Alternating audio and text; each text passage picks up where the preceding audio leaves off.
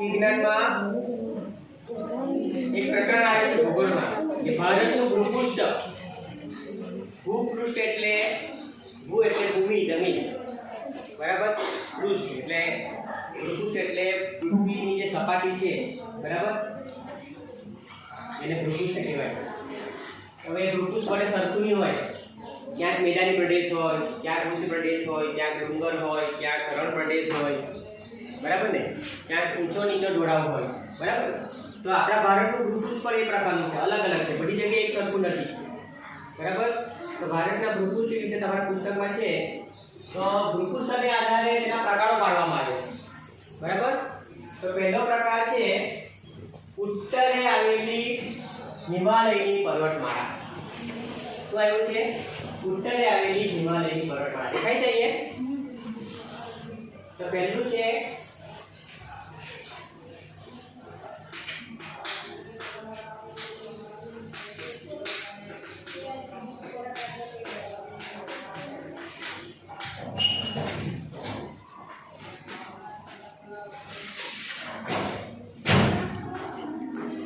ઉત્તરે આવેલી હિમાલયની પર્વતમાળા.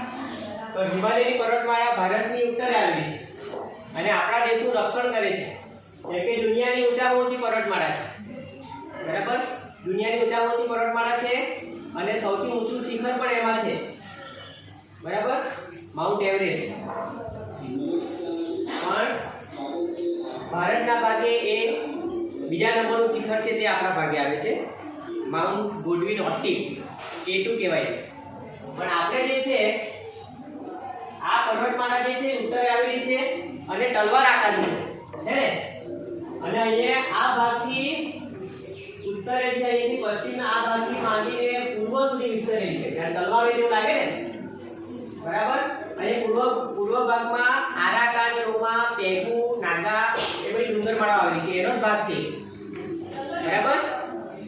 અને આ હિમાલય પર્વતમાળામાં એના પાછા ત્રણ પ્રકાર પડે. પહેલો પ્રકાર જે છે તેને કહેવાય મહાહિમાલય. શું કહેવાય? મહાહિમાલય, બરાબર. બીજો છે મધ્ય હિમાલય, એને આપણે હિમાચલ કહીએ, હિમાચલ પ્રદેશ છે ને. અને ત્રીજું છે લઘુ હિમાલય, એને શિવાલિકની ટેકરી પણ કહેવાય. આ લઘુ હિમાલય. મહાહિમાલય એટલે અહીંયા આ ભાગે, એમાં ચીન, નેપાળ ને બધા દેશો પણ આવી જાય છે, મહાહિમાલય, બરાબર, આ ભાગે. પછી એની નીચે છે મધ્ય હિમાલય. તો મધ્ય હિમાલય જે છે ત્યાં આપણો આ જે હિમાચલ પ્રદેશ જે આપણું છે ને એમાં આવી જાય. પછી એની નીચે દક્ષિણે આવે છે લઘુ હિમાલય. લઘુ હિમાલય એટલે શિવાલિકની ટેકરીઓ.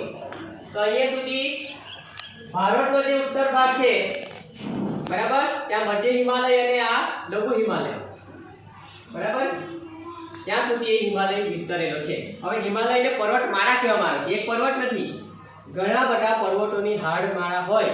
હાડમાળા, મણકાની માળા હોય ને તેમ હાડમાળા હોય ઘણા બધા ડુંગરોની, તો તેને કહેવાય પર્વતમાળા. એટલે એને હિમાલયન રેન્જ કહેવાય અંગ્રેજીમાં. શું કહેવાય? Himalayan range. ખ્યાલ આવે છે? તો આ છે પહેલું ભૂપૃષ્ઠનો પ્રકાર છે ઉત્તરે આવેલી હિમાલયની પર્વતમાળા, બરાબર. એમાંથી ઘણી બધી ભારત દેશની મોટી નદીઓ નીકળે છે, બરાબર. જેમ કે ગંગા, બ્રહ્મપુત્રા, યમુના. અહીંથી ગંગોત્રીથી હિમાલયમાંથી ગંગા નદી નીકળે બરફના શિખરોમાંથી. પછી યમનોત્રી, એની પાસે જ યમનોત્રી આવેલું છે, ત્યાંથી યમુના નદી નીકળે, બરાબર. પછી આગળ જતા અહીંયા ઉત્તર પ્રદેશમાં છે ને, ત્યાં અલ્હાબાદ આવેલું છે, બરાબર. ત્યાં એક 3 નદીઓ અને ગંગા, યમુના, સરસ્વતી, આ 3 નદીઓ ભેગી થાય છે. જ્યાં જ્યાં નદીઓ ભેગી થાય તેને પ્રયાગ કહેવાય, બરાબર. ઋષિ પ્રયાગ ને બધા સ્થાનો હિમાલયમાં છે જ્યાં નદીઓ ભેગી થાય છે. અલકનંદા, ભગીરથી, બરાબર. આગળ જતા પછી મેદાનમાં પ્રવેશ કરે, પછી આગળ જતા એ મેઘનાના પ્રવાહ તરીકે ઓળખાય. પછી અહીંયા બ્રહ્મપુત્રા નદી એને મળે પાછી, અને છેલ્લે બંગાળાનો ઉપસાગરને મળે નદી. અહીં બંગાળાનો ઉપસાગર છે ને ત્યાં નદી, ગંગા નદી ત્યાં મળે, બરાબર. એ પ્રમાણે યમુના નદી પણ ભેગી થઈને એની સાથે સમાંતર વહે. અને અહીંયા જ્યાં બંગાળાનો ઉપસાગર છે ત્યાં મળે છે, ત્યાં સુંદરવનની રચના કરે. સુંદરવન એટલે ત્યાં કાદવનું અને પાણીનું દલદલવાળું જંગલ છે, અને ત્યાં સુંદરીના વૃક્ષો થાય એ વૃક્ષોના લાકડામાંથી હોડી બનાવવામાં આવે એટલા માટે એને શું કહેવામાં આવે? સુંદરીના વૃક્ષો, બરાબર. અને એને સુંદરવન, સુંદરીના વૃક્ષો વધુ થાય છે એટલા માટે સુંદરવન કહેવામાં આવે છે, બરાબર. તો પહેલો પ્રકાર આપણે જોયો ઉત્તરે હિમાલયની પર્વતમાળા. બીજો પ્રકાર છે ઉત્તરમાં આવેલો મેદાની પ્રદેશ. ઉત્તર ભાગમાં આવેલો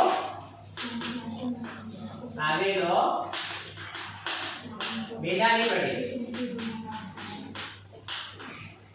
તમને પૂછાય કે ગુરુકુળ તમે પ્રકારો કયા કરતા મેં કઈ પ્રકાર લખવા પડે, બરાબર. તો બીજો પ્રકાર છે ઉત્તર ભાગમાં આવેલો મેદાની પ્રદેશ. તો આ હિમાલયમાંથી જે મેં તમને કીધું નદીઓ નીકળે છે, ગંગા, યમુના, પછી એ બ્રહ્મપુત્ર અહીંથી નીકળીને આમ યુ આકારે વળાંક લઈને પાછી અરુણાચલ પ્રદેશ અને પાછી આ ગંગાના પ્રવાહમાં ભળે, બરાબર. સંયુક્ત પ્રવાહ આગળ વધે.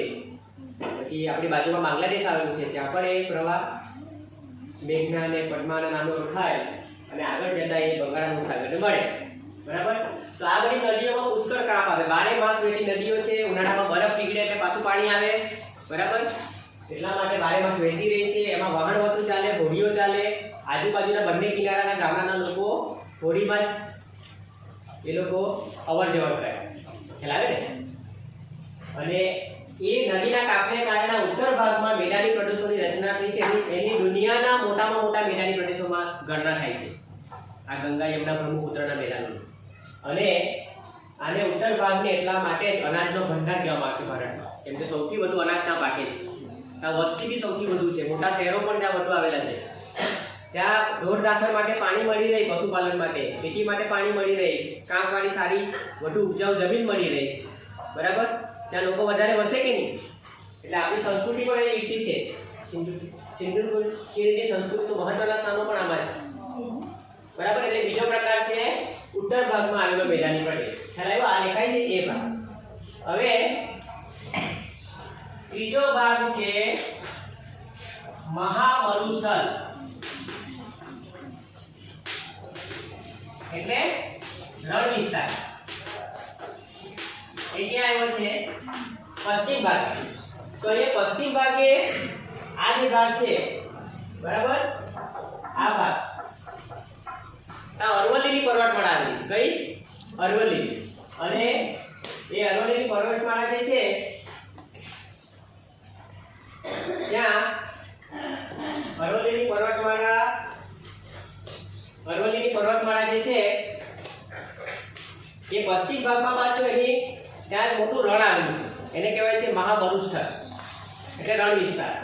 ત્યાં વરસાદ 3 વર્ષે પડે નહીં પડે, વનસ્પતિ ઓછી છે એટલે એટલા માટે લોકોનું ત્યાં રહેવાનું પણ ઓછું થાય, એટલે ઓછી સંખ્યામાં લોકો ત્યાં રહે છે. પણ રહે છે ખરા, પાણીની ખૂબ તંગી છે. તમને ખબર છે રણ પ્રદેશમાં કેવી સ્થિતિ હોય.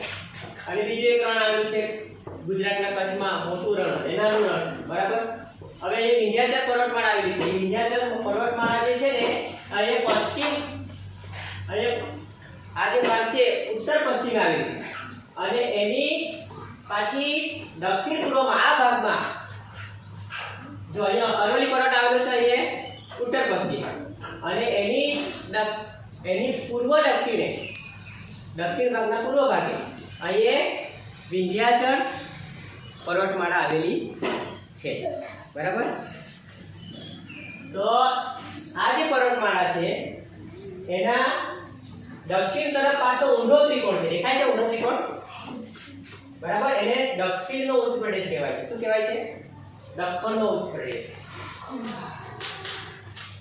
દક્ષિણ એટલે દક્ષિણ, દક્ષિણનો ઉચ્ચ પ્રદેશ. હવે જોજો અહીંયા આ ભાગે વિંધ્યાચળ અને સાતપુડા પર્વત આવેલા છે.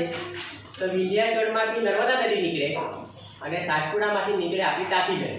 અને બંને નદીઓ સમાંતર બનીને અહીંયા ભરૂચ પાસે ખંભાતના અખાતને મળે છે. ખ્યાલ આવે છે? ગુજરાતમાં ખંભાતના અખાતને મળે છે. એટલે આ નદી પશ્ચિમથી નીકળીને પૂર્વથી નીકળીને પશ્ચિમ તરફ વહે છે. તાપી નર્મદા પૂર્વમાંથી નીકળે છે અને પશ્ચિમ તરફ વહે છે. એનો ઢાળ આ તરફનો છે, એટલા માટે નદી, બરાબર ને, એ તરફ વહે ને, ઢાળ હોય તે તરફ પાણી વહે કે નહીં, બરાબર. અને એની દક્ષિણે પાછા ઊંડો ત્રિકોણ છે, બરાબર. અરવલ્લી પર્વત છે અહીંયા,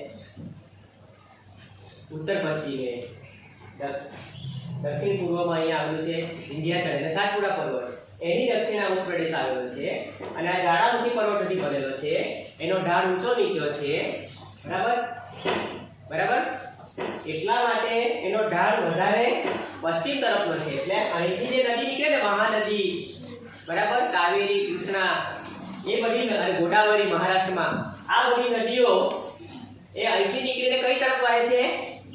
અહીંયા પશ્ચિમ તરફ વહે છે અને બંગાળનો સાગર મળે છે. ખ્યાલ આવે છે? એટલું ધ્યાન રાખજો. તાપી નર્મદા પશ્ચિમ તરફ વહે, પૂર્વથી પશ્ચિમ, અને મહાનદી, ગોદાવરી, કૃષ્ણા, કાવેરી એ બધી પશ્ચિમમાંથી નીકળીને પૂર્વ તરફ બંગાળના ઉપસાગર મળે. ખ્યાલ આવે છે? તો આ બધું ધ્યાન રાખજો. એટલે એની દક્ષિણ આવે છે દક્ષિણનો ઉચ્ચ પ્રદેશ, ઊંચા નીચા ઢોળવાળો છે, જ્વાળામુખી વાળી જમીન છે, એટલા માટે તે ખૂબ ફળદ્રુપ જમીન અને કપાસ, શેરડી એ બધા પાક માટે ખૂબ જ અનુકૂળ આવે છે.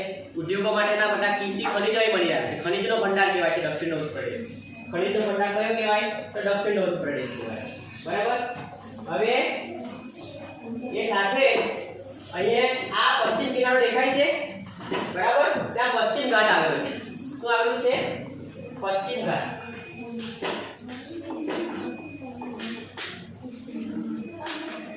અને પૂર્વ ઘાટ, બરાબર. આ પશ્ચિમ ઘાટ છે એને પશ્ચિમનો ઘાટ કહેવાય છે, બરાબર. એમાં વર્ષાવનો આવેલા છે, એટલે કે વરસાદ ખૂબ પડે એટલે ખૂબ ઊંચા વૃક્ષો થાય, એનું લાકડું મજબૂત હોય, બારે માસ ભેજ રહે, વૃક્ષના થડો પર લીલ હોય, નીચે બધી વેલીઓ ઉગે અને ત્યાં શું કહેવાય, પેટે સરકનારા જાનવરો વધારે થાય, સાપ ને અજગર ને બધું, બરાબર. અને આ વર્ષાવનોને કારણે આપણે તો વરસાદ વધારે આવે છે, એ વરસાદને ખેંચી લાવે છે, બરાબર ને. નૈઋત્યની દિશામાંથી આવે છે, આ બાજુ વિંધ્યાચલ પર્વત પર આવી છે, એટલે આપણે ત્યાં ગુજરાતમાંથી વરસાદને ખેંચી લાવે છે. અને અહીંયા પૂર્વ બાજુએ પૂર્વ ઘાટ આવેલો છે. ખ્યાલ આવે છે? આ પૂર્વ ઘાટનો તૂટક છે, આ સળંગ ઘાટ છે પશ્ચિમ ઘાટ, બરાબર. અને હવા ખાવાના સ્થળો બી આમાં આવેલા છે પશ્ચિમ ઘાટમાં, પૂર્વ ઘાટ. હવે જોજો, આ પશ્ચિમ ઘાટ દેખાય છે આ, અને આ અરબ સાગર, એની વચ્ચે પાછું સાંકડું મેદાન દેખાય છે, એવા એને પશ્ચિમ કિનારાનું મેદાન કહેવાય. શું કહેવાય? પશ્ચિમ કિનારાનું મેદાન. અને અહીંયા ગાડી આ પૂર્વ ઘાટ અને બંગાળનો ઉપસાગર, એની વચ્ચે પાછું પૂર્વ કિનારાનું મેદાન આવેલું છે. હવે જ્યાં મેદાન આવે ત્યાં ખેતી થાય ને, તો અહીંયા ગાડી પશ્ચિમ ઘાટ અને પૂર્વ ઘાટ, બરાબર. અને અહીંયા છેલ્લું આવે છે કિનારાના મેદાનો. શું આવે છે? કિનારાના મેદાનો આવે એટલે તમારે શું યાદ રાખવાનું? પશ્ચિમ ઘાટ ને પૂર્વ ઘાટ અને એની પશ્ચિમે આવેલો સાગર, એની વચ્ચે આવેલું મેદાન, અને અહીંયા ગાડી પૂર્વ ઘાટ અને બંગાળનો ઉપસાગર, એની વચ્ચે આવેલું સાંકડું મેદાન. ખ્યાલ આવ્યો? આટલું યાદ રાખો. હવે બીજું આપણે અહીંયા જોયું કે ઉત્તર હિમાલય અને દક્ષિણે પાછળ હિન્દ મહાસાગર છે, બરાબર. અને પશ્ચિમ બાજુ અરબ સાગર અને પૂર્વ બાજુ બંગાળનો ઉપસાગર. હવે અહીંયા ગાડી પાછો બીજો એક ભાગ પડે છે દ્વીપ સમૂહ, બરાબર. સાતમો ભાગ પડે છે દ્વીપ સમૂહો. સમૂહ એટલે એક ટાપુ નથી, ઘણા બધા ટાપુઓ છે. ટાપુ કોને કહેવાય? કે ચારે બાજુ દરિયાના પાણીથી ઘેરાયેલા હોય ને તેને ટાપુ કહેવાય. તો અહીંયા લક્ષદ્વીપના ટાપુઓ પશ્ચિમ બાજુ આવેલા છે, બરાબર. અને આ દક્ષિણ ભારતથી નજીક આવેલા છે, બરાબર ને, દક્ષિણ ઉત્તર પ્રદેશ. અને બીજા ટાપુ આવેલા છે તે અંડમાન નિકોબાર આઇલેન્ડ. આ દેખાય છે? અહીં હિન્દ મહાસાગરમાં, બંગાળનો ઉપસાગર તે જવાય હોડીમાં, બરાબર. ત્યાં જંગલો બી ખૂબ છે, એટલે ટાપુ સમૂહ એમ લખ્યું છે. દ્વીપ સમૂહ એટલે ઘણા બધા ટાપુ. જો હવે આ ઊંડો ત્રિકોણ છે, એમાં ત્રણ બાજુ સમુદ્ર છે, 1 2 3, બરાબર. બરાબર ને. તો ટાપુ અને દ્વીપમાં ફરક છે. ટાપુ ચારે બાજુથી પાણીથી ઘેરાયેલો હોય, અને આ દ્વીપ જે છે અહીંયા આ એ ત્રણ બાજુ સમુદ્ર. એ પછી તમને પાછો સમજાવીશું તમને, બરાબર, ભૂમિ સ્વરૂપોમાં. પણ એ સુધી આપણે જોયું ખાસ કરીને ભૂપૃષ્ઠના ભારતના પ્રકારો તમારે ધ્યાનમાં રાખવાના છે, યાદ રાખવાના છે. કોઈ પણ પ્રકારની પરીક્ષામાં તમારે બહુ ઉપયોગી છે, જ્યાં સુધી ભણો ત્યાં સુધી કોઈ પણ પ્રકારની નોકરી માટે. તો અહીંયા કાંઈ ભૂપૃષ્ઠના પ્રકાર ઉત્તર આવે હિમાલયની પર્વતમાળા, બરાબર. એના 3 ભાગ મહા હિમાલય, મધ્ય હિમાલય, લઘુ હિમાલય, બરાબર. એની દક્ષિણે ઉત્તર ભાગમાં આવેલો મેદાની પ્રદેશ, ત્રીજો ભાગ છે મહામરુસ્તર, પશ્ચિમે આવેલો રણ વિસ્તાર, ચોથું છે દક્ષિણનો ઉચ્ચ પ્રદેશ જે દક્ષિણમાં આવ્યો છે, ઊંડો ત્રિકોણ છે, પાંચમું છે પશ્ચિમ ઘાટ અને પૂર્વ ઘાટ, આખી પહાડી વિસ્તાર છે, અને સમુદ્રની વચ્ચે આવેલા પશ્ચિમના અને પૂર્વના કિનારાના મેદાનો, અને છેલ્લે આવે છે સમુદ્રમાં આવેલા મહાસાગરોમાં આવેલા દ્વીપ સમૂહ. આટલા ભારતના ભૂપૃષ્ઠના પ્રકારો છે, બરાબર. દરેક જગ્યાએ આને કારણે લોકજીવન અને ખોરાક, પોશાક, વ્યવસાયો અલગ અલગ પ્રકારના જોવા મળે છે, કેમ કે એક સરખું ભૂપૃષ્ઠ નથી. તો અહીંયા આપણું આ પૂર્ણ થાય છે.